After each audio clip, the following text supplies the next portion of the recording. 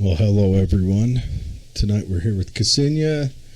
We are going to be talking about Kundalini. Hi everyone. Yeah. So she's in here. Kseniya is a friend of mine who is the hippie queen, and as the hippie queen, she is going to. Sorry, guys, I'm trying to get. I'm going to. As the hippie queen, she's going to break down. I think we're going to start out with her telling this. Hi, Misty. The hippie queen. Yeah, yes. She's gonna break down with us, kind of Kundalini, how to get there, everything about it, and then we're going to have her. Well, I say first we have her tell us her story of how she reached Kundalini, how she got there, how she heard about it. Did she seek it out first, or did she or did it find her? I guess would be kind of what I hope to find out. I think it's the chicken or the egg scenario over here. Did it find me, or did I seek it? I think. Yeah, that's a big question. It is. I think it's both. So, yeah. Did you read about it somewhere? Did you? Yeah, for a long time I kind of heard about this vague phrase of Kundalini, and it's very ephemeral, where you don't really quite know what it is. It's kind of like God. Can't touch it, can't see it. It's Kundalini. And but I didn't know a lot about it. Where did you hear about it at? Hippie communities. So you heard about it in your when you were a hippie princess. I was a hippie princess, yeah. Okay. All right. But I don't dress it. I dress like a Russian queen. Or what would you say, a gypsy queen? Yes. Even better. There you go. A descendant of a nomad community. Yes. That is, of course. Yeah, and also we're gonna cover some of that tonight as well. Yeah. Thank you guys for having me, and thank you, Jared, for having me on the show. You bet. This is fucking amazing. Anytime. Just because I'm a hippie doesn't mean I don't swear, so apologize if I have a dirty voice. But Kundalini, so to me, Kundalini has always arisen in a place where the majority of the world calls psychosis. Okay, hold on. Psychosis, yeah. Like when you have a lapse of reality? Yes, Kundalini makes you go into a lapse of reality. But what is reality? I believe that Kundalini thrusts us heaving on God's plane. Really? So it's a multiverse type of transcendence. What religion probably explores it the most? The Hindus. Okay, so it comes through Hindu. So it's a lot like pre-nirvana, nirvana. Yeah, exactly. And there's Kundalini yoga, which uses a lot of gyrating emotions and movement and dance and guttural screams to kind of bring that about. And a lot of the shamans traditions, and in the ayahuasca community and other plant medicine community, Kundalini arises as a way to kind of allow, I think, God to speak through you. Really? Now, when you achieve Kundalini, is it like when I hear about psychedelics, like you see things, you experience different things, visions, or what are we talking about here? Okay, so I've reached Kundalini in 3 ways, and it's really interesting because there is an article I wanted to share with you guys, and I'll post as a comment on this. It's called Psychopathology, Psychosis, and the Kundalini, Postmodern Perspectives on Unusual Subjective Experiences by Richard House. And I found this to be so valuable primarily because it, in a very scientific way with a lot of in-depth research, unifies the ancient concepts of enlightenment, what Kundalini gives you a glimpse of, and it it gives and it unifies that and marries it to our modern concepts of psychosis. And it likens the writings of Krishna, for instance, and a lot of these great minds that came from India that talk about Kundalini in their writings with modern subjective experiences of what is a psychotic break or what is a manic episode.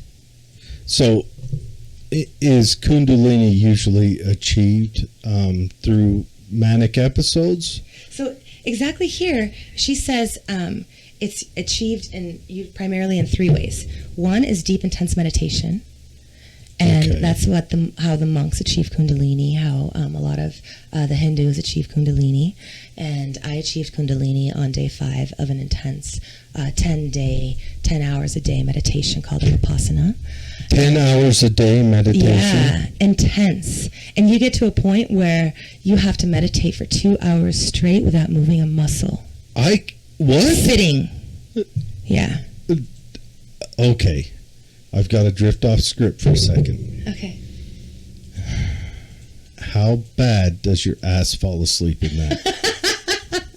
Exactly. Like when you stand up, are you jello? Well, I was really lucky to be gifted a contraption, which is this wooden little seat that's slanted. That's like a little tiny step. Slanted, where you can sit your butt on it and then put your knees underneath it as though you're kneeling, but the pressure's off your knees. And so that allowed it to be, and the way that it tilts your pelvis allows you to kind of sit in that way for far longer. And I also like in the Vipassana, your knees are behind you. Yeah. Which I can't do without 10 hour a day. You need some Kundalini. I need we need to start me out easy with some what do you call it, Zumba exercises or something. That 10 hours? 10 hours. Holy cow. Yeah, and it's wild because it's also silent, and you're living with this whole group, this community, and you're eating with them, but you can't meet their eyes, and you're living with 9 or 4 people in a room and trying to engage in a living situation where you're meditating all the time, and a lot of shit comes up when you're in that soft, silent space. You have a lot of trauma that reemerges and repressed memories, and and yet you're supposed to be silent. So it was probably the most difficult experience of getting to Kundalini, by far the most difficult. But so you said the most 4 days, or no, 10 days. Yeah, 10 days. I reached it on day 5. Yeah. Okay, so 5 days. Yeah. 10 hours a day, so 50 hours. What did you do with the rest of your time, with the rest of your day? I played in her. I just played in the Kundalini energy. Cause it's before you got there. So you'd go in and meditate for 10 hours. Yeah. And then your shift was over. You'd clock out. No, there is no shift over. And no, it's 2 hour shifts or 2 hour meditative things, and then there's a break, and then 2 hour meditative, and then a break, and then there's lunch, and then 2 hour meditative, then right after the very last thing is when you go to sleep and it's lights out. It's like a freaking. So there's 2 hours at a time. Yeah. So 2 hours. Imagine. Yeah. Sitting on a wooden wedge. Yeah. For 2 hours, and your ass falls asleep. So then you've got to slither out of the room like a decrepit snake. Like a Kundalini, which is the snake. Oh, Kundalini, yeah, it is a snake crawling up your spine. I know, but she slithers on the floor because she's so fatigued. So you've got I've just been upright way too long. You've got to slither out. So I imagine just doggy doors in this building would be fine. You slither out, and then. You crawl. I would want to sleep like a horse standing up after that. No, because Kundalini prevents any sort of sleep because it's such a rush. Even before you achieve Kundalini energy, as you're rising into it, your sleep. Well, and that's where I'd like to go into the next thing. The next thing is trauma and deprivation. The next way of reaching Kundalini. So deprivation of sleep for me is number 1. 8 days of no sleep, and the less you sleep, the more you go into that space of not being able to sleep even more, and then you're there. And trauma, intense trauma, can just trigger it instantly. And trauma usually is predicated coincides with loss of sleep, loss of eating and hydration, which is also a deprivation. And the monks would, like in these Vipassana sessions, we wouldn't, I did one in Thailand in 2016, which is just 5 days where I meditated with monks. And I reached like a pre-Kundalini there that was triggered later on in a jail in Thailand, which I'll talk about in this trauma segment. But the thing about the trauma is it does, like, you deprive yourself of a lot of things, so it's almost the body's way of escaping this paradigm because there is no tether.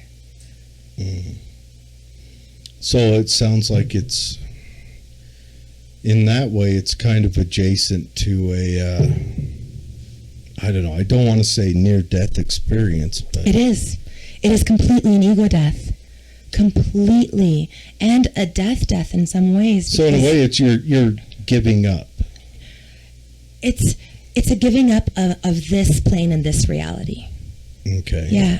Now, so it's in a launching into a new space that is so difficult to explain, but so beautiful. I mean, euphoric. I remember that, the torus of the earth, the magnetic poles, they go up out of the poles and then go back out, and that's the magnetic frequency and the energy of get that mic right up in there.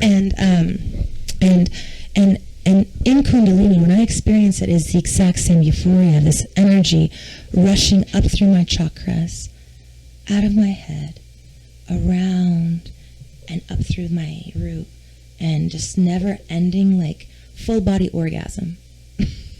Really? It's a different kind of podcast over here,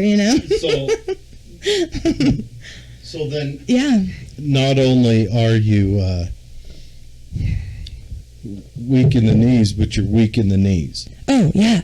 And your whole entire body vibrates like a singing bowl. I don't know if you've ever held one of those ancient Tibetan singing bowls that vibrate and you can feel it, but all of your cells dance.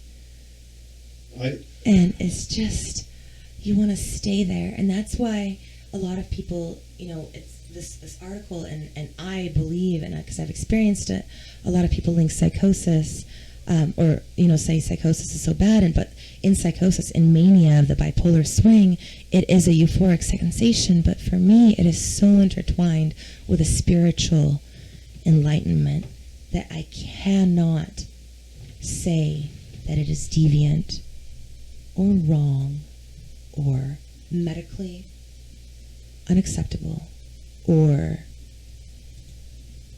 crazy. It is just something else that this article actually talks about is perhaps the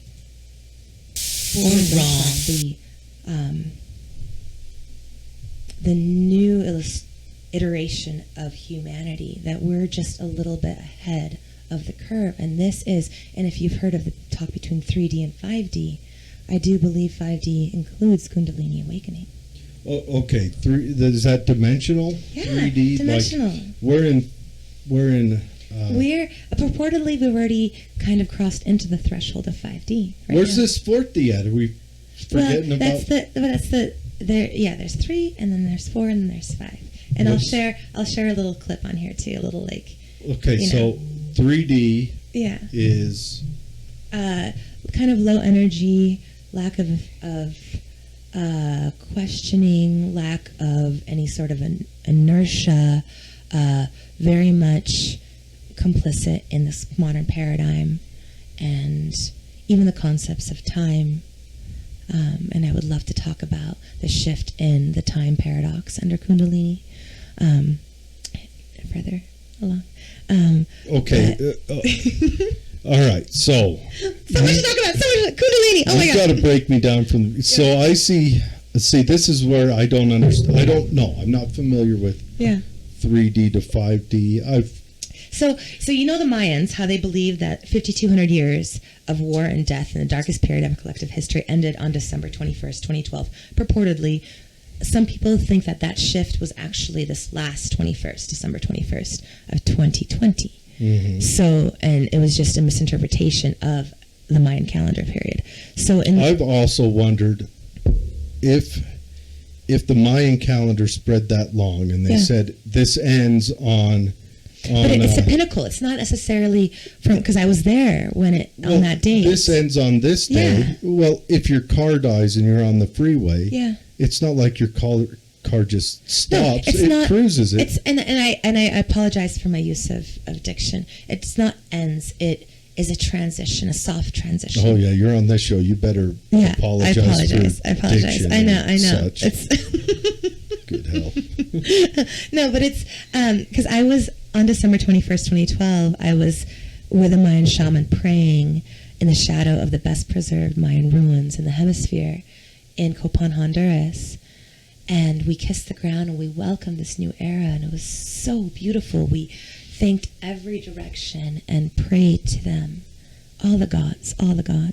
Mm-hmm. And they have this beautiful, optimistic view of this next period of 5,200 years, that it is the brightest period of our collective human history, that we are going to come together and love each other and just be united in ways that we haven't been in the last.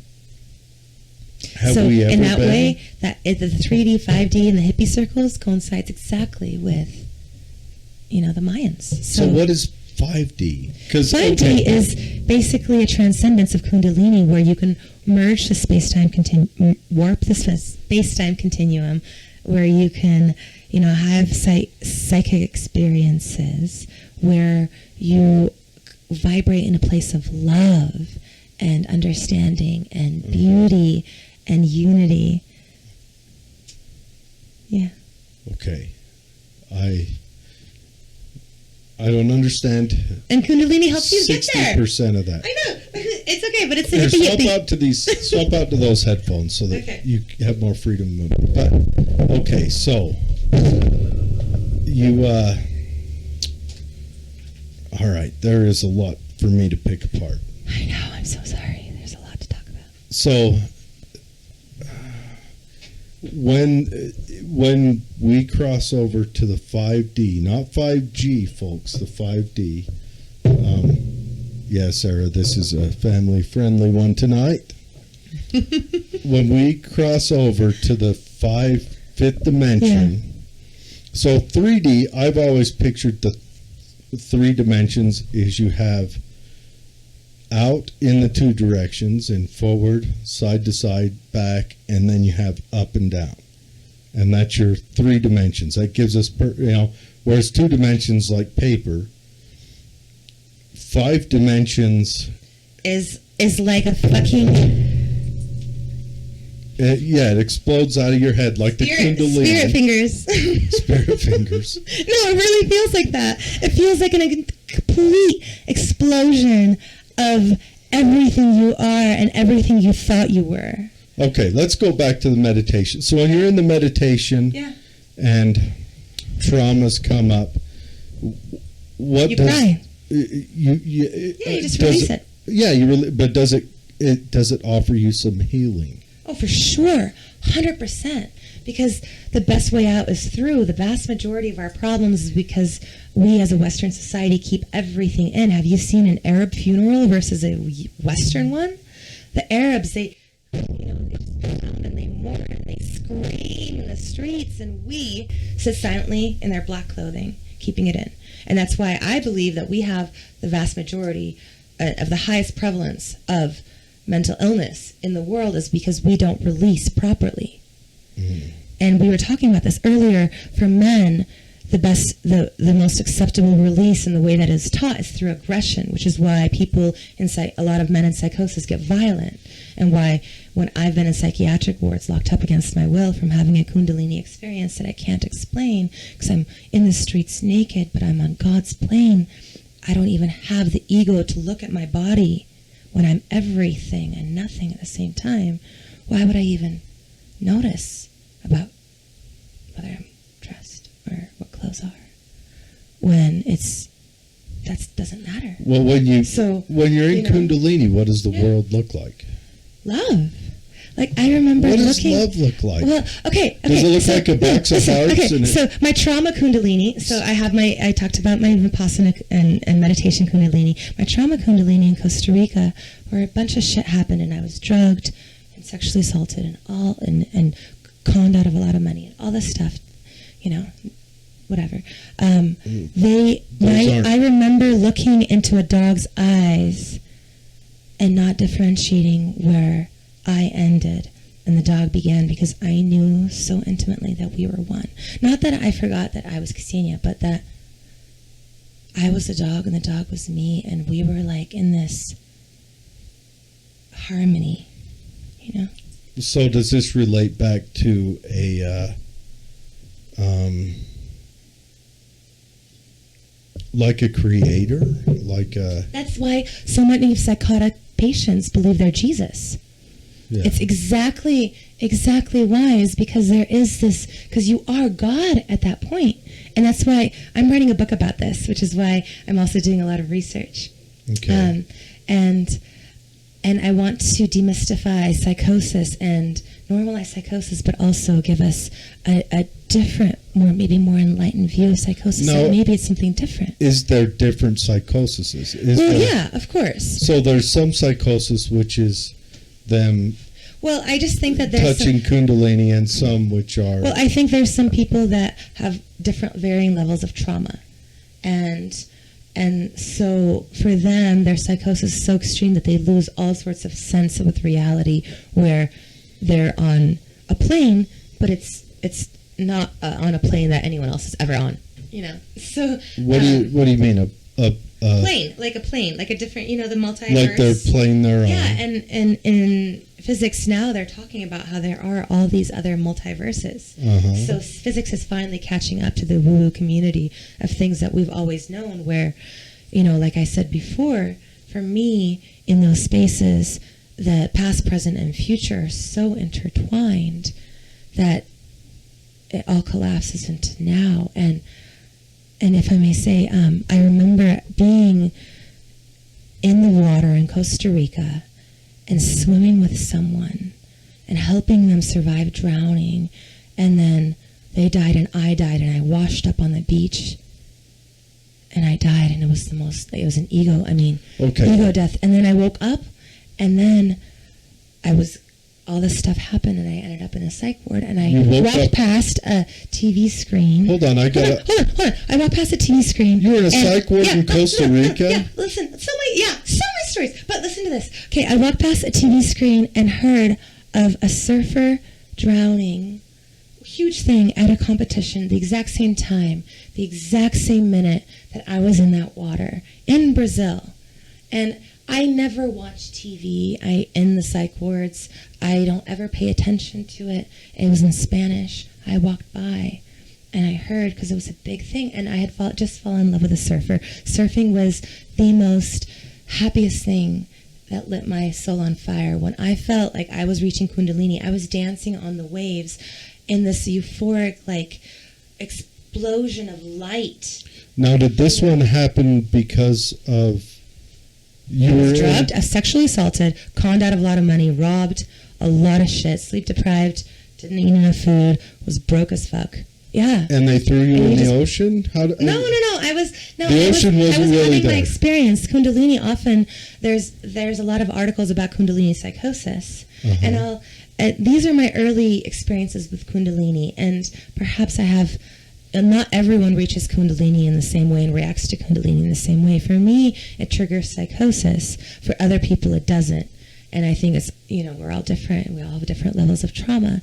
But for me, the psychosis isn't really psychosis. It's just a different plane that looks psychotic to everyone else, like being naked on a beach. But to me, it's like I didn't even know to look down, because I am everything. And my mother has it. Oh, sorry. Also, you were violated before that, so...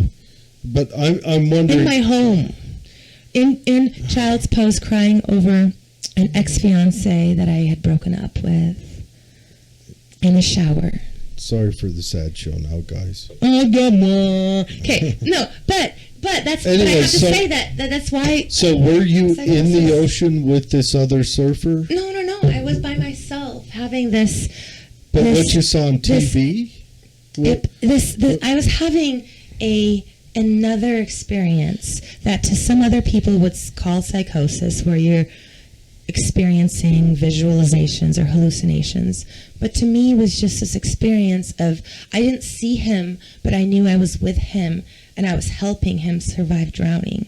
So in like the last moments of his death. So kind of outer body stuff. Yes, and to preface this, my family has had a history of being psychics, Okay. and my grandmother and my mother and my mom, or my mom and I, one woman per generation, and my mom knew when. Every time I was going to have any sort of horrible experience, and she calls me, she's like, "This is going to happen." I'm like, "Mom, no, I'm great." And then it happens. She knew when I fell in a boat and got stitches, like in high school, and like PAL when my phone wasn't working, and called all the hospitals, and I was able to save her life when I knew she had a breakdown, manic episode, a psychotic, religious Kundalini experience that went too far. And I was able to fly back in the middle of the night and save her because she was depriving herself so much of food and water and everything else that she was going to maybe pass. So it's a gift of having, I had this dream and I knew she was in dire straits and I was able to fly back and save her. So, and my mom knows when my grandmother was having heart pains, or when my cousin got divorced, or everything. I would call him and like, "Oh, you heard, huh?" And she's like, "Yeah." So we have a very different tether to the other realm, a very fine tether. That well, we've got a couple mediums and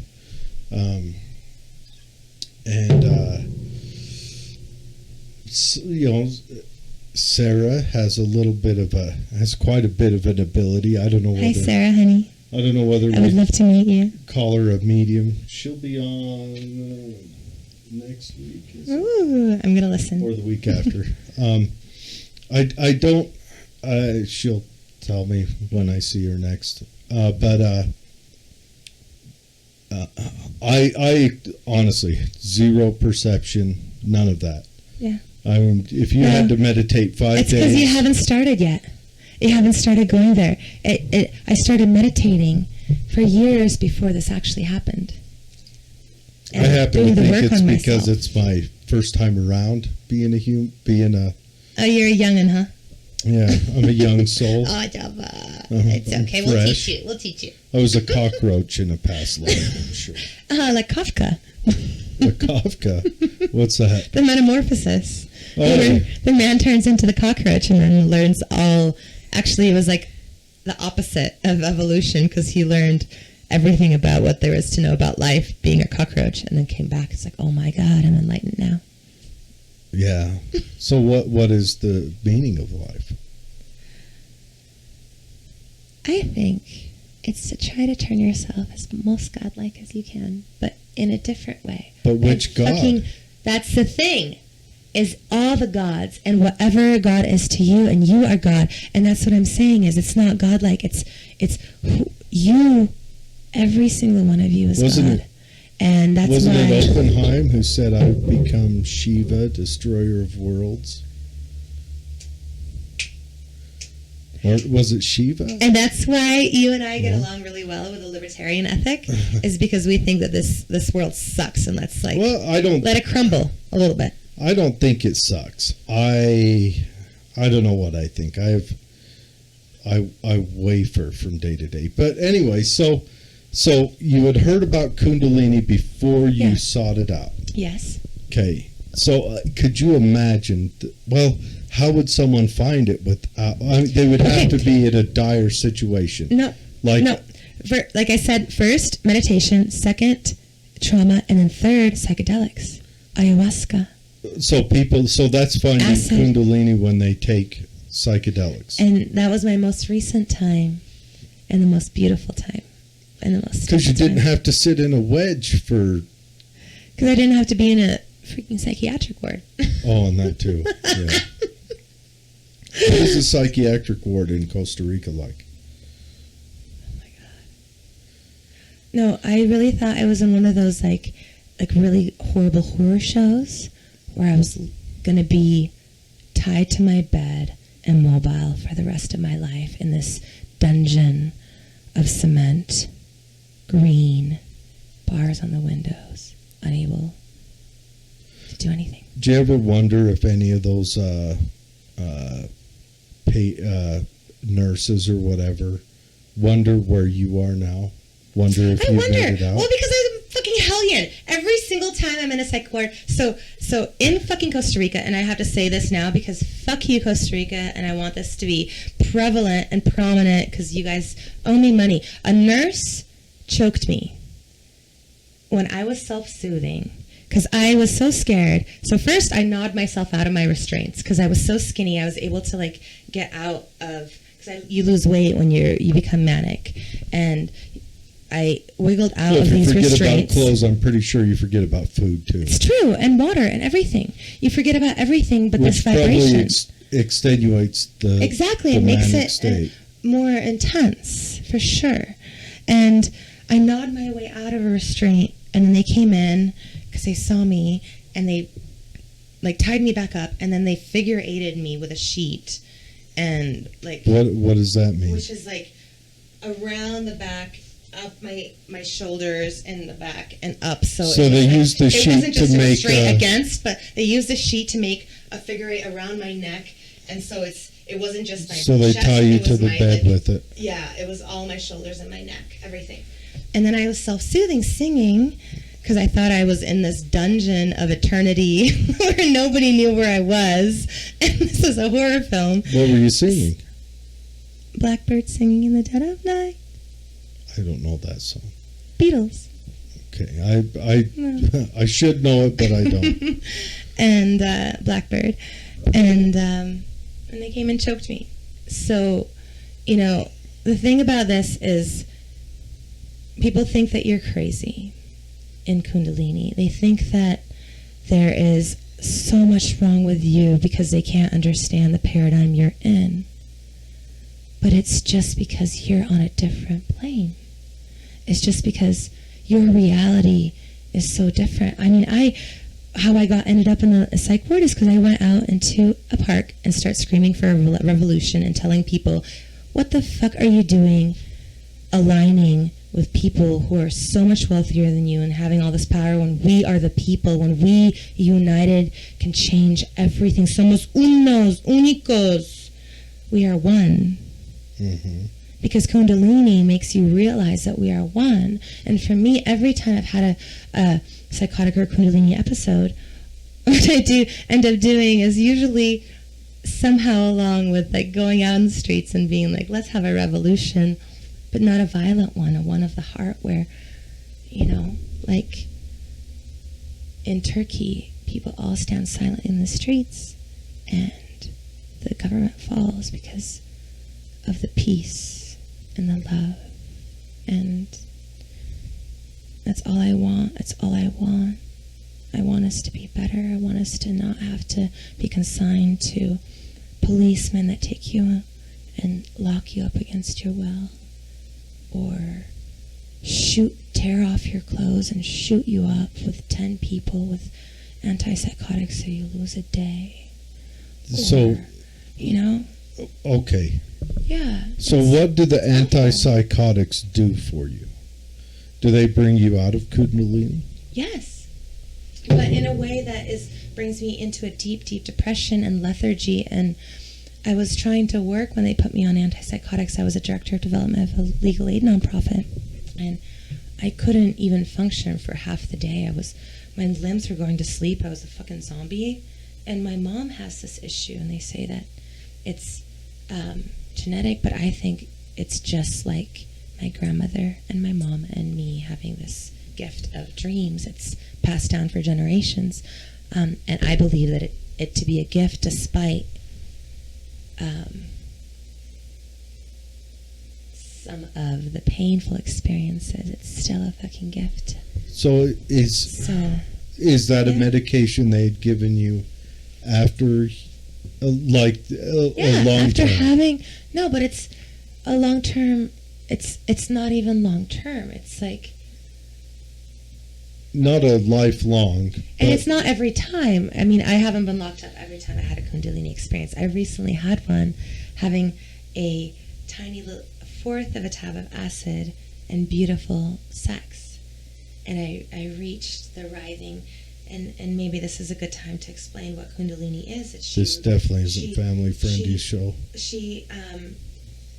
It's a kind of a snake that climbs up your spine.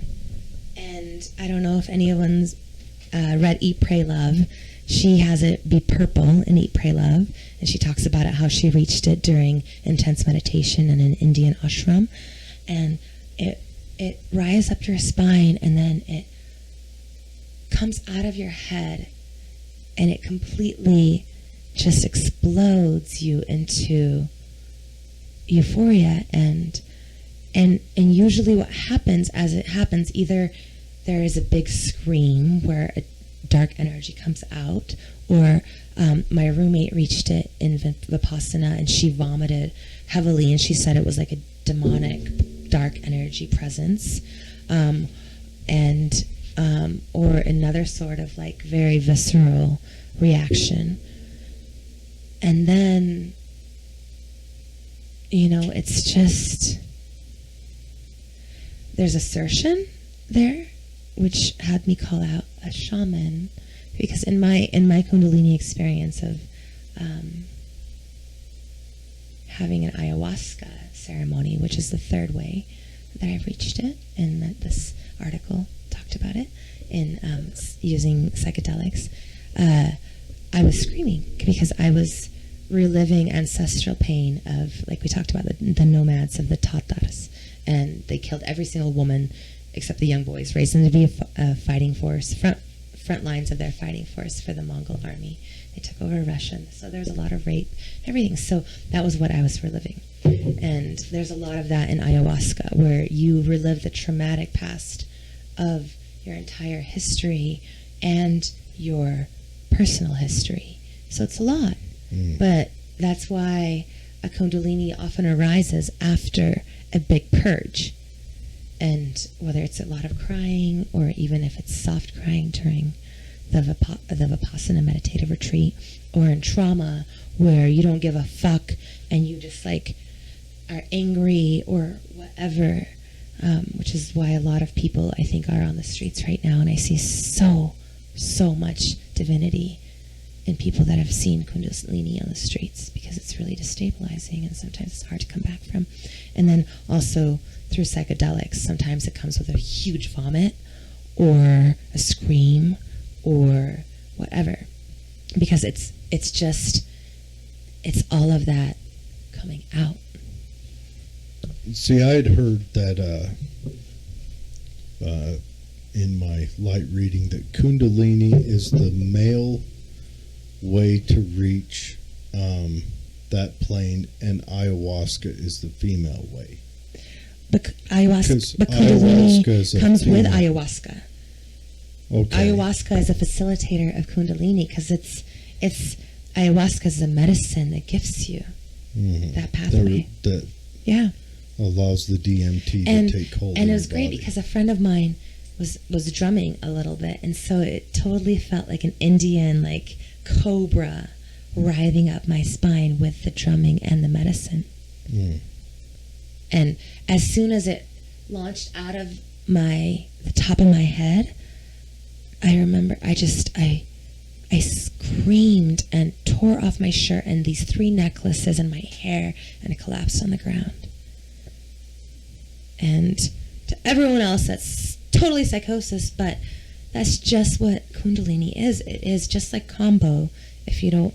What's Kambo? Kambo is a frog medicine that is taken off the backs of frogs and put on raw wounds that are usually cauterized with like a little stick, and then you purge, you throw up. Ayahuasca makes you throw up. It's just a way of getting all of the gunk that's been sitting here, all of the emotional trauma that's deep in our gut, and then taking it out so that you're clean in a way that God is. And that's why you're on God's plane. And that's why you think you're God, like in psychosis. And that's why you can manifest beautiful miracles. Like I can read minds in some ways in that space. Mm. Like I remember someone tried to take me to a psych ward and I ran away. And I'm being really honest here, and everyone's going to think I'm crazy, but I think it's a beautiful, beautiful thing to talk about because it's different. And I hope you guys understand that different doesn't necessarily mean bad. It just means different. And I was walking around with no money, no food, no nothing, and a woman asked me si yo estuviera sin casa, if I was a homeless person, and I'm like, well, I don't have a home right now. I ran away when people tried to take me there. And she's like, do you want to shower with me? And she was living in corrugated metal and dirt floor. And I went into her little living room, and there was some mangoes and a tiny puppy, and I'm feeding the puppy, and I'm eating mango, and the puppy somehow is eating mango out of my mouth, and she's talking to me, and she has one necklace, and I'm commenting on how beautiful her necklace is, and her husband comes into the door, and he has 3 necklaces, and I'm like, ¿Por qué tú tienes 3? Why do you have 3 necklaces and your wife has 1? Why are you forcing your wife to live in poverty? And why are you drinking all the time? I had no idea. I didn't even know him from Adam. I didn't even see an alcoholic beverage in the entire living room. But I knew that he was a drunk. And then I walked back to take a shower before going on my own little walkabout. And there's all of these bottles below his area, which is next to the shower. You know?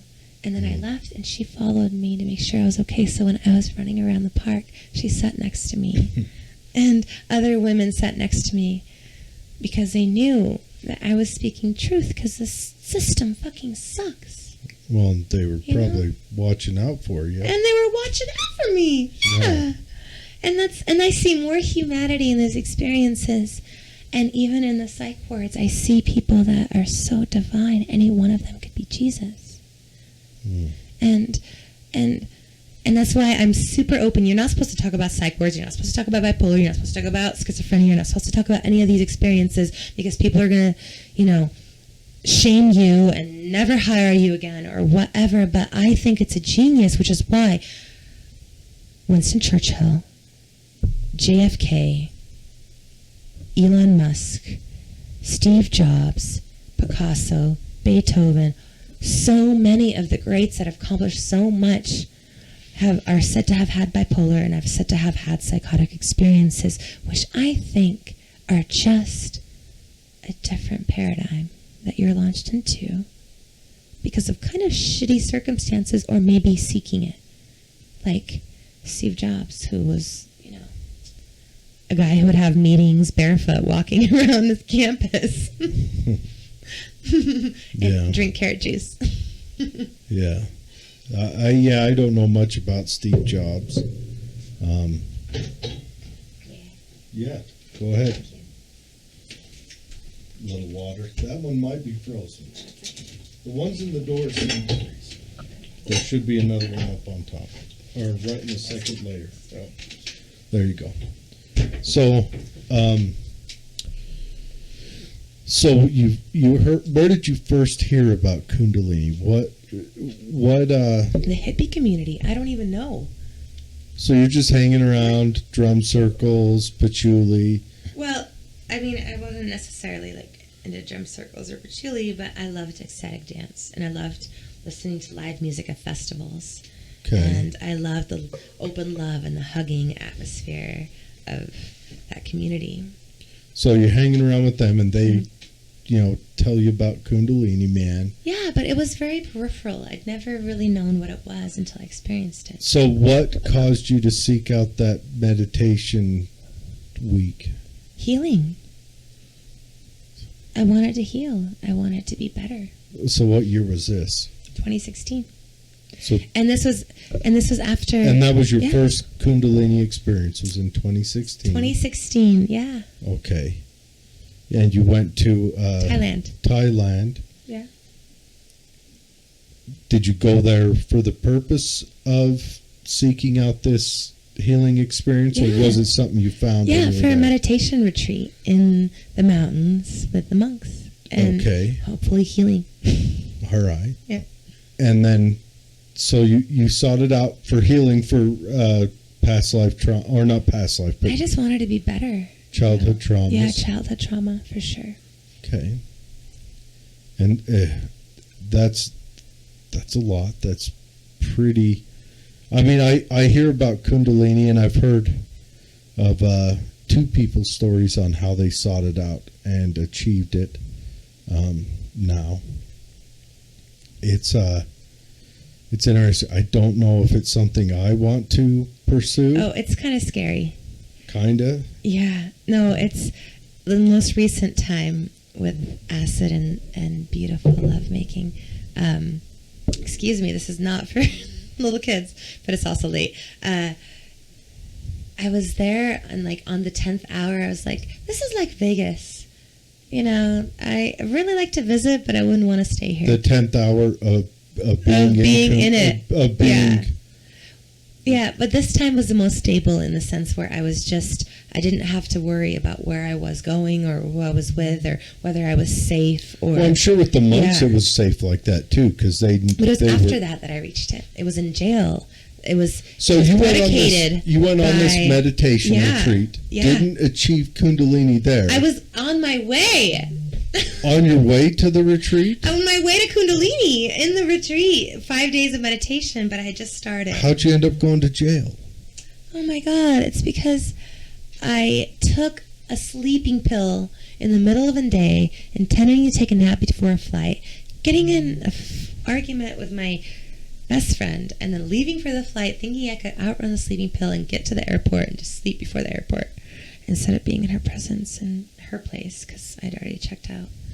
And the cops, which are super stringent on anti-drug shit in Thailand, knocked me out. They saw that I looked super drugged as fuck. You looked lethargic, so they... Yeah, and I wouldn't... One cop tried to take me in the back of an unmarked truck when he had no uniform, nothing on him, and I tried to run away from him, and he knocked me out. Mm. Yeah. And so they took you to jail. Yeah. And you're in jail. Mm-hmm. And you have Kundalini out of trauma. In a Taiwanese jail. Because Kundalini is also a gift of helping you escape from this paradigm in really intense, traumatic situations where you kind of need a little bit of help, you know. And I did it, and I'd also, hadn't been sleeping for a bit because I was reaching it through meditation, and as you meditate, sometimes trauma come up and things come up, and so you lose sleep, and then I took a sleeping pill, and that was medically prescribed, and then ended up here in this dungeon of a place with feces paintings on the walls, and I kind of, quasi lost it, and lost it in like a Kundalini space where it was, I flooded the jail, she gives you so much energy and so much power. I flooded the jail by putting a pillow into this place where there was a continual stream of water to wipe yourself with and drink with, and then I danced and sang for 2 days straight, and then I hear helicopters, and I'm like, oh my God, Putin or Obama, because I was singing 4 languages, because I was like, everyone's going to know that I'm in here, and there's no glass on the window, because in Thailand they don't have glass, they just have open windows, and bars on the window, and they could hop up on the privacy wall and talk to people and sing to them. And it was helicopters bringing in the military, and they started doing all these demonstrations, and they brought the military in to talk to me. And it was just this really intense experience where Kundalini is an energy that's super powerful, and she gives you power to get what you need done. In another psych ward, I got it all clean because I said I was going to do it, and started cleaning it, and finally they got someone to clean it after I'd seen that they were treating us like pigs with trash on the ground in our communal eating area, or, calling out a shaman for putting his hand over my mouth and me biting him when I was in the throes of release during ayahuasca. Why did he put his hand over your mouth? Because I was screaming, but still it's not, because he was a fucking shaman, white boy shaman from Hawaii, who was administering this important medicine in a room of 40 people in Cottonwood Heights, and all he had was a downstairs bathroom for people to experience really intense You said stress. you usually puke. Why would you want to put your hand in that? Cover that up? No, I mean, you puke a little bit in the beginning, and then you have this whole experience. It's 8 hours long. You're not puking the whole time. Okay. But, DMT is just an extenuation for 8 hours. And so it's, and the shaman shoved his hand on my mouth, and I bit him. And I would have never, ever done that, ever, had I not had the power of this. I think it's feminine. You say it's masculine, but I think I just say the feminine, routes. I've heard the routes there power. I've just heard that ayahuasca is the feminine route to get to wherever. And Kundalini is a masculine? I don't know if Kundalini is a masculine or if is Kundalini the road or the destination? Destination, I think. Yeah, destination, because ayahuasca allows you to get to Kundalini, and so does trauma, and so does meditation. So what's the male way? Probably all of trauma. Those. Trauma, ayahuasca, or meditation. Okay. And not just ayahuasca, iboga or acid. Well, I've heard mushrooms. that ayahuasca is the female word in the language also. Of Kundalini. Of whatever. I don't know. Anyways, we're drifting into waters I know nothing It's okay. about. It's okay. But it's a beautiful conversation, and we want to inspire curiosity.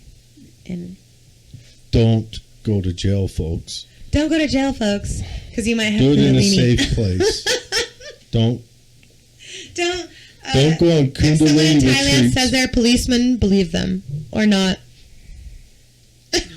He ended up in a jail, so. I know. Hey, I got myself out in 2 days, and I'm under the paradigm of watching Broke Down Palace, where she languishes there for the rest of her life. So I think I won. Broke Down Palace. Do you remember that movie? I do not. Oh yeah, a girl goes to jail in Thailand for being set up for drug charges, and she's in jail for 9 months before anyone sees her, and then for the rest of her life. And cockroaches crawl in her ears. It's fucking awesome. She's in jail for life in Thailand, huh? Yeah. Wow. Yeah. So a squeaky wheel doesn't get shot. That was my aphorism in my Kundalini place. The louder I can be, the more protection I have. Yeah, that's it's the way Troy explained it to me. Didn't have any of the. I don't know if it had the trauma. He explained that it can be dangerous, but his was down by St. George where he experienced it. But he was down in what's hippie wonderland, Sonoma. Sonoma, yeah. It is hippie wonderland. Anyways, he was down there in hippie wonderland when he was down there studying it, and it was on his way home where he experienced it. He'll be coming back in to talk about it again. Is this scaring you from ever having Kundalini? Because my experiences are not the norm, but my later experience, was so euphoric and so pleasant and so beautiful. Don't be afraid of it, because you also come out a different person. I'm kind of scared of that part too. You want to stay the same? Here, I've got I'm a little. I don't know. I don't know. Thank you. You're welcome. I don't know what Appreciate it is or what would cause it or bring it on. And I definitely don't want to say it's something I don't want to experience. I have commonly said that one day I would like to try ayahuasca just to, I guess, see what it is, to, touch the face of God, whatever, Exactly, because it is. I would definitely be very picky about how I go about doing that. Do it in the Amazon with a real shaman, please. I'm sure you have. Yeah, or same with acid. I've never done acid because I would want to be picky because I would want to do it. If I did it, I'd want to do it for the more spiritual experience and not for recreational purposes, because Exactly. I have 10%, made right now for that. And I can't do those big psychedelics for recreational purposes. I've never Definitely done. for spiritual. Never done a psychedelic. Maybe we need to give you a little bit of pot or something. I don't even have a lot of experience with that. That's okay. And that was my first stepping point into it. Yeah, I don't know. But anyway, so you heard about it in hippie circles. Yeah. Sought it out. Yeah. Found a meditation retreat in Thailand you yeah. could go to. Yeah. Didn't even spend a minute looking, is there anything a little closer? Just said Thailand. Well, I wanted to deal with the monks as it really was done. Yeah. And then decided to go there with a friend that you had. 30th birthday celebration. Why'd you have your 30th birthday celebration? And hers, yeah. You guys have no, but we were separated by a bunch of months, but this was like right in between. Okay. This was January. Are you and her 1st friends when we again? landed in Thailand. Yeah. Okay, but you had an argument while you were there. Yeah, we're like sisters, so we've known each other since we were 12. I have two sisters. I know they get along smashingly all the time. Right? Yeah. I have two sisters, and then there's three boys, and the three boys never argue, and the two sisters always. So, you go to Thailand. You're doing this retreat. Mm-hmm. And the monks were much kinder than the Americans in Portland.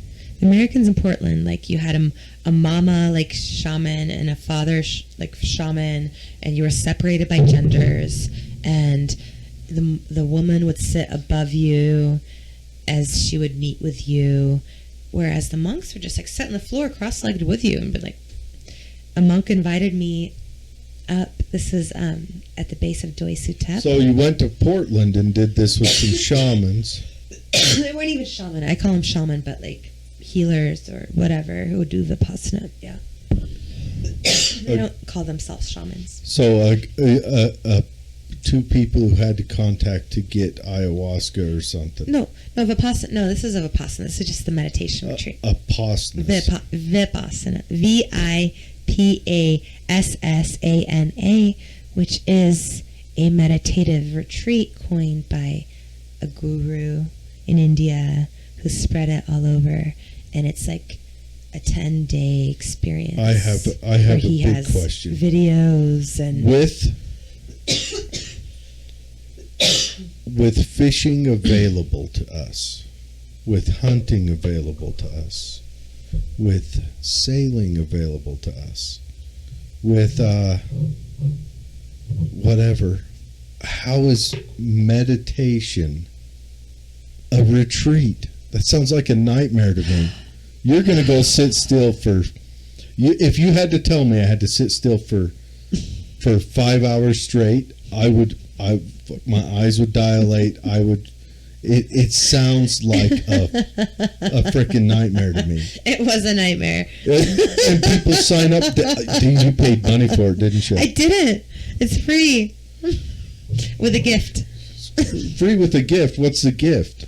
Whatever you want. But no, it really was. I'm going to get him a most 8x5 of my experiences. face doing this. I'll drop it off. I'll say, put that on the wall, then I'm leaving. That's me attending I couldn't imagine sitting down for 5 hours straight. Oh my God, it really was. And what they tell you in the U.S. one is you can't do yoga. And that was what saved me, is standing on my head so my vertebrae could elongate and like prevent all of that pain from sitting at long term. And so I did it anyway. I broke all the rules. I talked to my roommate. I freaking did yoga. I used aromatherapy. And then, yeah, just... You couldn't do aromatherapy either? Oh my God, it was the most stringent thing I've ever... It really felt like, the old school teacher who would slap you on the hand with a ruler for doing the wrong thing. That was exactly what it was like. It was such an old paradigm. Ooh. Is going to get me Kundalini? I don't know. Is that what you look like? Your eyes roll back in your head? No, but I want to give a shout out to... I want to say that Kundalini, it seems like it's terrifying, but it is the most beautiful Kundalini doesn't scare me. experience of my life. Kundalini doesn't scare me. Euphoric. It's all these methods you're saying you got to get there. You got to go to jail. Yeah. No, I don't want to do that. You've got that's the gentle one.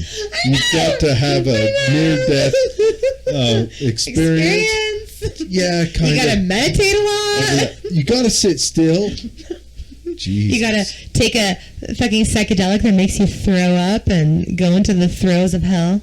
Yeah. I don't know. But worth it. No pain, no gain. If someone came up to me and said, for vacation this year, I'm paying for it. We're going to go on a retreat where you sit your ass still for a day. I'm going to tell them to eat a bag of dicks. I'm going to tell them to back a dump truck up with that beeping backup alarm in front of their face full of dick and pour it down their head. I am not going on a sit-still retreat. Do you like the smell of that soap? I do a lot. A beer-scented soap. Oh. I want to give a shout-out to Urban Lie over there at the Wellness Center. Well, the name might have changed by now. Twilla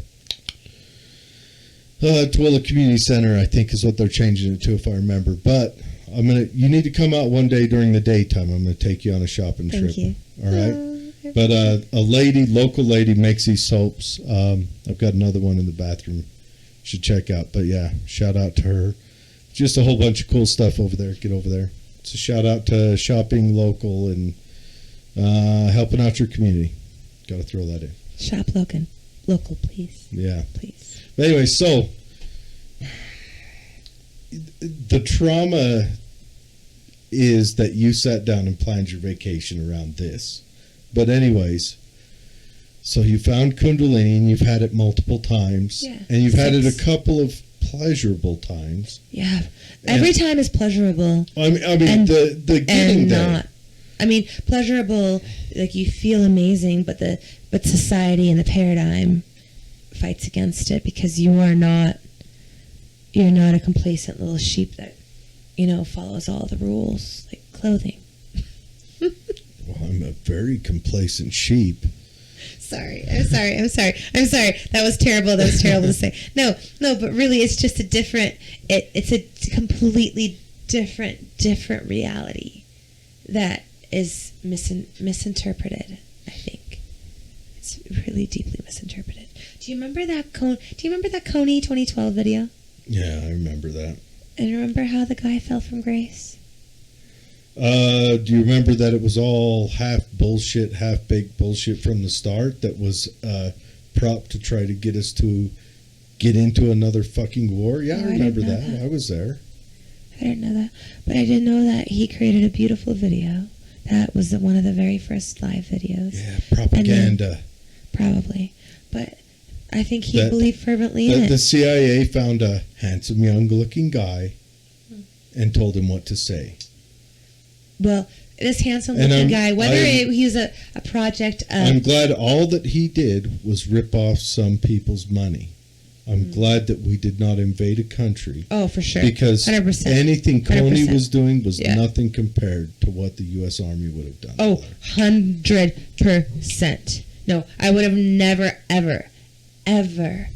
But this guy who created this video was a genius in the way that he portrayed he made us all feel. Mm-hmm. Those that maybe didn't see the way you did. Oh, I didn't see it then. Yeah, but you saw it first. I watched it. I felt all the emotions that exactly. everyone Remember, went through. he was found running through the streets, naked, and completely discredited. That throws me. What's that doctor's name during MK Ultra? It was an Army light colonel that jumped out of a window and died. I don't know. Anyways. No, but maybe he was MK Ultra too. Oh, You can't know that. But I also do think that a lot of creatives have. I don't think he was a creative. Alternative experiences. I think he had the same film crew that ISIS did. The what? The same film crew ISIS did. Oh, really? Yeah, I think it was. Honestly, I think it was. Honestly, my honest belief, I think he was a plant to try to give us another country. So maybe the trauma of being MK Ultra and being surveilled and not having his space and everything else, maybe that's what caused him to reach psychosis. Do you think he reached Kundalini, or do you think he just reached psychosis? I don't know. He's the only one that can say that. I don't know. Wonder where he's at now. But I do want to say that there is a fine line between genius and madness. And we paint people with a different brush, and we love to label them so we can understand them. But people are multifaceted, and people have different experiences. I'm a rather conservative guy. Yeah. But I tend not to judge in life. I just hold myself to my standards. Exactly. Good for you. I don't. That's why I fucking love you. I don't think I need to hold anyone else to what I believe. And I'm a epic fuck up. Epic fuck up. Cheers to that. Yeah. I mean, I can do the impossible. I can ruin a sure thing. Story of my life. Story of my life. But, but I do have, but I do believe in, I have my own,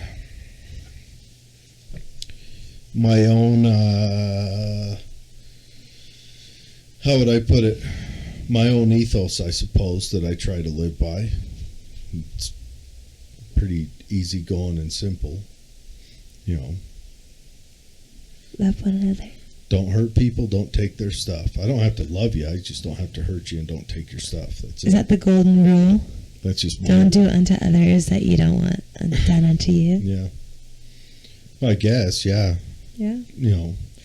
Because you don't want to be hurt or your shit taken. That's right. I don't. Good for you. But anyway, so we got to get back to Kundalini. We keep wandering off, and it's my fault. Sorry, guys. Sorry. It's a very late night, and we're drinking. It's 11? Whew. Yeah.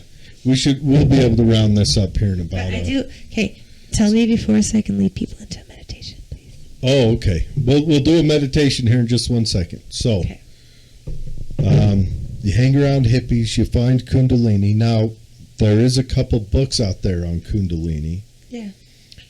And then you also have like a healing business. A healing consultancy, yes. A healing consultancy. Called KissHeal. You can find me at KissHeal.com. Okay. I would like to flash that on the page while you tell us and about I'm starting a nonprofit called the Nomad Alliance. We've been, for the last month, we've been KissHeal, KISS, heal.com. Because Kseniya is like Kseniya. So, KissHeal.com? KissHeal.com. Kiss Probably doesn't even come up. Heal. I am not worried about SEO. and we are here in Salt Lake City doing something really wonderful.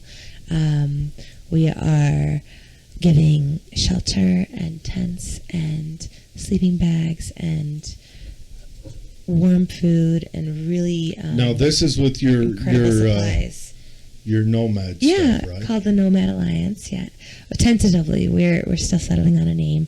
We're going to be filing for 501(c) status soon, as well as nonprofit church status, because as part of our as a church efforts, status, what does that do for? Well, eventually we want to create a community, a nomad community, which will start with motorhomes and then eventually go into tiny homes and then full-on buildings. And the church, like, we fervently believe that some medicines can help people overcome addiction, like pot. And other things, like we want to be open to all sorts of religious worship and all sorts of healing when it comes to trying to achieve the God-like status of perfect harmony with everything. So giving us a church status of we are an entity that serves the nomad population completely selflessly, where we give them shelter and food. And we don't give them drugs, but we allow them to come as they were. Mm-hmm. Where there's a lot of shelters, a lot of people on the streets right now get kicked out of shelter systems because they maybe relapse. Or one person I talked to the other day had smoke on his clothes, and they accused him of smoking inside, and so they kicked him and other people out of the shelter. Okay. Or whatever else that weed is often used as an exit drug. So that's part of, and as in a church, we understand that love is our primary principle. To love these humans, love one another. And it is more of a voluntary organization where we just want to serve. So what articles are you requesting to aid you in this endeavor? Just love.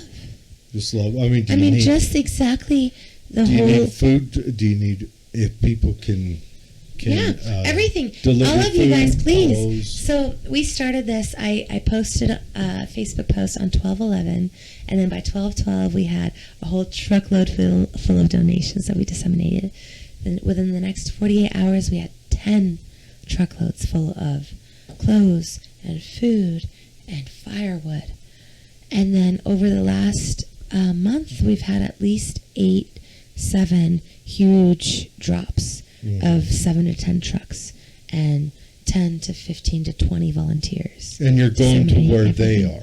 We're going exactly to where they are. Where they're in camp. But this is the very first step, because we want to make sure that they're housed and they're safe and they're not dying from freezing this winter, excuse me. And then and soon we want to create a space where they can have land and economic opportunities, like we talked about, like this trade space where a husband that wants to build a table for his wife can come in, and a carpenter that's a nomad can come in from the back from his tiny home community, go into the trade space and teach him how to build a table, or teach him how to fix a TV. And this unity with the knowledge of people on the streets that can I went out the other night and I was handing out tampons, and a guy took a tampon and he's like, "Oh, I'll take one." I'm like, "Oh, why? For a girl?" He's like, "No, if I soak this in hand sanitizer, it burns longer and gives you more heat." They all know how to fix bikes. They all know how to make something from nothing. There is such genius in the community that's untapped because of trauma and because they don't believe in themselves. And I recently had a photo shoot with a nomad because he was so beautiful, where in a Kundalini and a psychotic experience, I was crying in a park, And a nomad held my hand and was the only one to give me the space to be there for me and watch my stuff while I went to the bathroom on the other side of the park. So I broke up with a fiance, and I was there for a wedding at Madison Square Park in New York, and he gave me the half-smoked cigarette from his cargo pocket, and so we did this beautiful photo shoot of this drunken girl passed out on the streets, and a nomad giving her a dirty blanket so that she can sleep, or holding her hand. And so we're doing a lot of things because I've seen so much humanity. I bet you anything, the vast majority of the nomads have reached Kundalini, because Kundalini is so destabilizing. It makes you question your reality so much and question why we're in this paradigm so much that you don't ever want to be complicit in the 9-to-5 economic slavery, or the being on the grid and having a phone and being watched, and so many of the nomads just don't want to be tied to the system. So they're out there, and a lot of it is not by choice. So we want to provide an opportunity for people to be better, get better.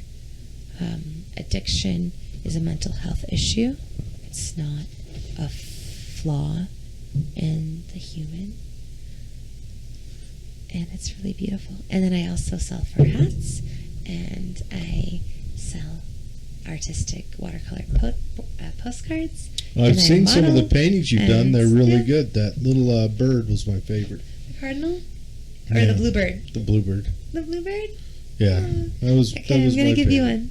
Hey, I'm never going to... I'll send you a postcard. We've got a painting coming out when Sarah comes out. Going to be hanging on that wall right there. Beautiful. And then got to align the room different. But, so, guide us through this. Do I have to meditate too? Yeah, you have to. Okay, we're going to end with this. All right, everyone. I want you to take... So, posture is really important to breath. And you want to sit with your pelvis deep rooted in the core, in the ground. Okay, what does that and mean? So sit with your butt down, and then you don't want to be hunched. You want your spine to be curved. And there's actually some beautiful articles about hunters and gatherers, why they have better spines and don't have degenerative disc disease like we do in the West. I'm going to post that. So it's really important to have good posture. Okay. And I want you all to take a deep breath in. Let it out. Take a deep breath in.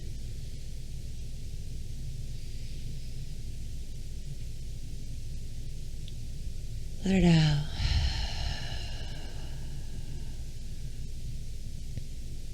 Take a deep breath in and let it out with an Om. Let it out. Om.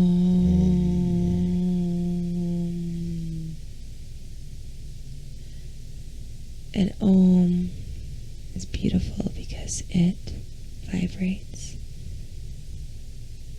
and harmonizes your pineal gland and sets everything straight. And now I want you all to visualize all your thoughts harmonizing into a metal ball of light in the center of your forehead. And there is an elevator that goes from your forehead all the way down into the very root of who you are, that is connected with the seat.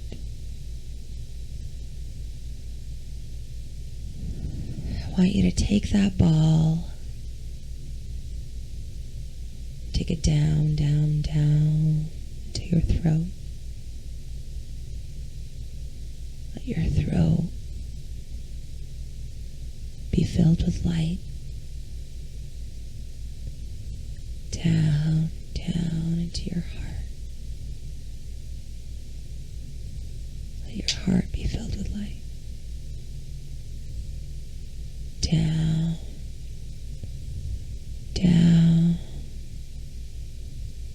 to your stomach.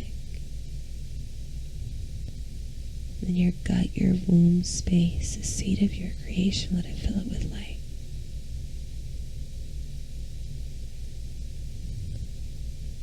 Let it go down, down, down, into your root, the very base of who you are, your perineum. Let it fill your whole body with light.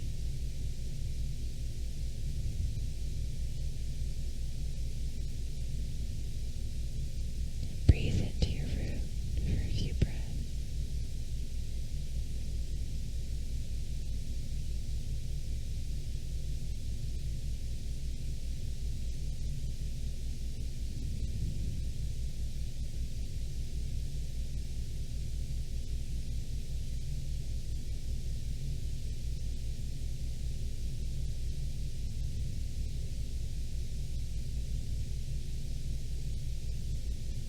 Thank you.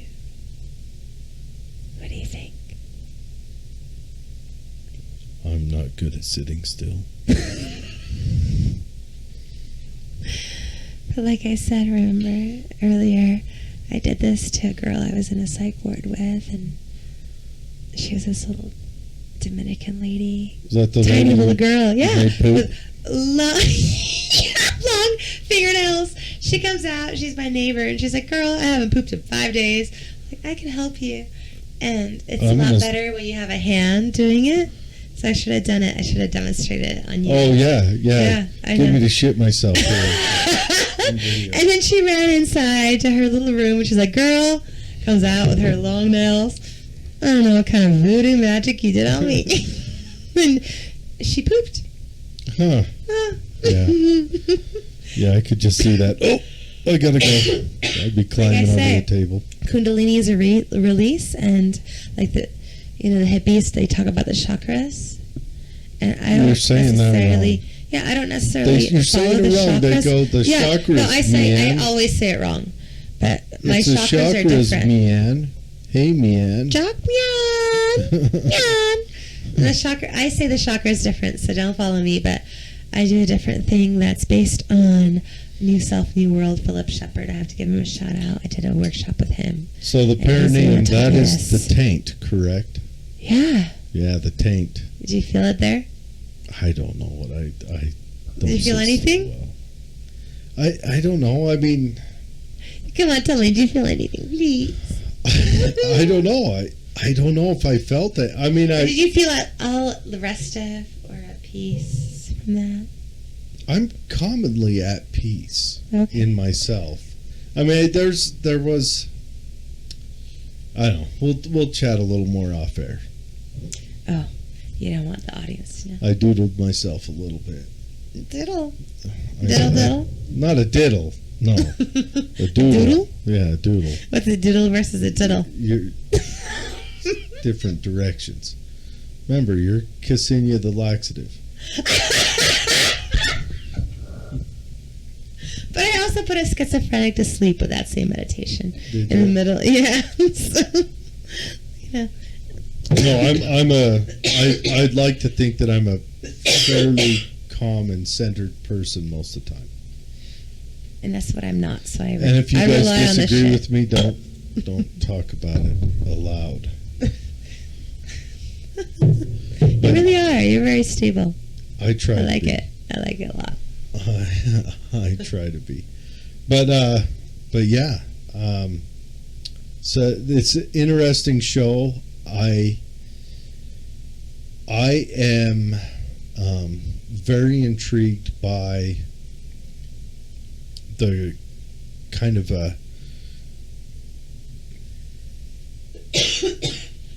I guess a coming of a new age or a new, the age of Aquarius, whatever. I mean, all the hippies are coming at me in all directions. It's too much for me to catch on to, but I'm intrigued by all of it. I would like to see a peaceful age arise from this, an age. And I don't care if people meditate or take drugs to get there. as long as we quit, killing each other. Yeah. Yeah, as long as, well, needlessly killing each other and for profit. I don't think that's a... Fuck the military-industrial complex. Yeah, well, one day you will sit down and listen to me rant, and then maybe when you finally start your podcast, I can come on and go on. Can I? First show. First show? Yeah, you're going to be my inaugural... I'll wear my Guy Fawkes mask and come in. Please. V for Vendetta. Yeah. V for Cheers. Vendetta. That's about a virus being released to control the populace. I know. There's some craziness, Just on a side note, I know we didn't have fun news. Betsy wasn't here tonight because of how late it was. But on a side note, did anyone read what Twitter wrote to Uganda? Uganda shut down all social media. Yeah. And Twitter said it's imperative that you allow freedom of speech during times of inaugurations. Fuck, I fell out. I was like, Twitter, you've been killing people's voice this whole time. That's what I don't understand about so much of what's going on. There's so much fucking hypocrisy. So much hypocrisy. You know what the problem is? The problem isn't corporations. It's that we aren't being eaten on the plains by lions anymore, or wolves. Grown soft? We're weak. Oh, yeah. There's no more struggle. There's no more... name it. I see a lot of struggle on the streets. I do see a lot of struggle on the streets. Well, yeah, there's struggle there, but... They're ostracized from the community because no one wants to see the struggle. Let me also... No one wants to see the struggle. Yes. I'm saying, with the general societal struggle. In Salt Lake, is there a type of food you cannot find? Probably not. No. Right? That's the thing, is we are overly abundant God, and soft. Weak. Yeah, we are weak. Yeah.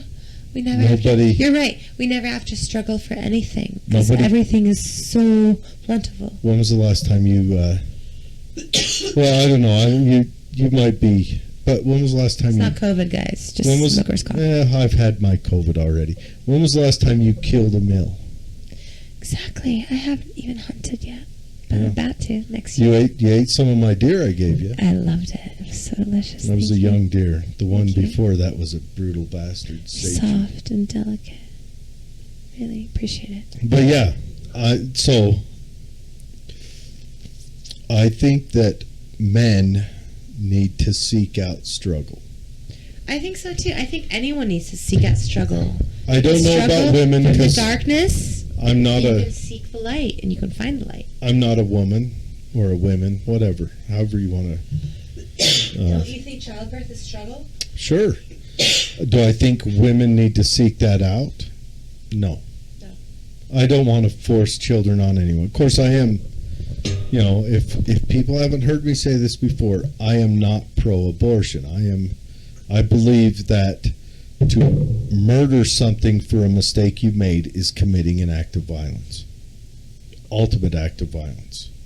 An act of violence because of a mistake you made. So I believe in pre-planning so that mistake doesn't get made.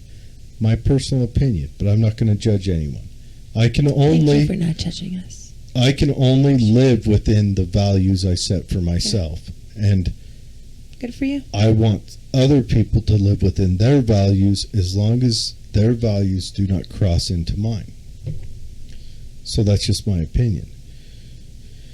But that being said, I commonly go out and harvest an animal and bring it home and hang it in my garage and cut it into the choicest delectable cuts and then eat it. Delectable.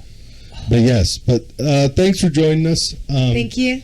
I know this was a way hippie show. Hippie show and heavy. Yeah. A lot of shit. So. It was not child friendly and yeah. Might get us in trouble, which is fine by me. Lots of things that you're not supposed to talk about. Yeah, but yeah. If you guys want to reach out to Kseniya, either to help out with her Nomad Drive or to seek the hire me as a health coach. Yeah, the I'm also building a mobile sauna, a Russian sauna with the viniki, the bundle of sticks with leaves on them that you beat yourself with, catering to the ski clientele that are going to be in our local mountains. The what clientele? Skippers? Ski clientele. Yeah. Oh, the skiers. People who want to have an experience. Do you have two big hairy Russian guys in there saying, "Come here, my pasty"? No, but we do have vodka.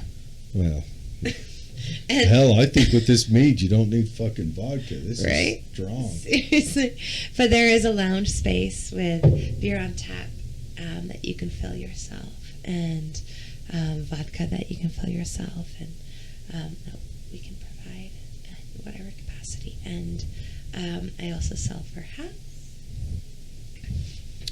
I'll bet this would be a big gangbusters in beautiful ones.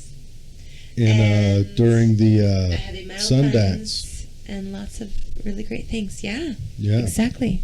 Big thing. Got to get in that Sundance market so those bloodthirsty Hollywood stars can jump on the bandwagon. I shouldn't have said that aloud. Maybe we can cut that out. Okay. Anyways, thanks for joining us. Thank you, guys. Thank you for this beautiful discussion and experience, and we appreciate you. Yep. It's very late today. See you Tuesday. See you Tuesday. Thank you.